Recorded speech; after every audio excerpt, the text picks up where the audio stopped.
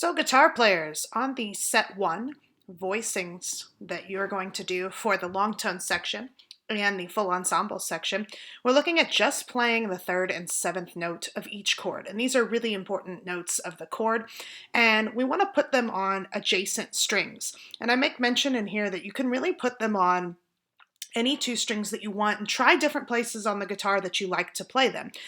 Maybe move just the bottom note up an octave or voice the entire thing up an octave. Play it on these two strings, and now can I play those same notes on another set of strings? And that's the real beauty and also challenge of guitar, is all the different places that you can play these notes. And you want to start to develop a sense of where one note, where's this A? Where are all the places I can play that on guitar? If I move it up an octave, where are all those A's? And so as you're going through this, using some of the resources we talked about on the quick guitar overview, is finding places on the fretboard. So my first notes here are E and A.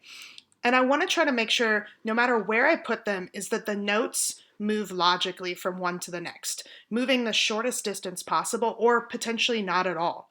In the first three chords, I keep an E in this chord and the second one and the third one the whole time. And so wanting to make sure that I'm not moving that E around. Once I've established where on the guitar I'm playing, I want to stay in that range. So how might I approach this with those resources? So I'm looking for E and A. And so if I come to this chart here, I'm looking for this E, which I see is yellow. So any of the yellow E's are all the places on the guitar that I can play this. So I might decide, well, I want to play this E here on the D string, and then I have to play an A, and I'm looking for a yellow A. Well, it's right there. So I'm just playing on the D and G strings, and I'm playing these two notes here. I could also play them over here. I could also play them down here. Maybe I want to move this E up an octave to, now I'm looking for a blue E. So now I'm playing this blue E here, and this A several frets away. That might be a little bit trickier. Maybe I want to move the A up an octave also. And so now I'm looking for a blue A. And so you can see that there's just a ton of possibilities for where to voice these chords as you're going.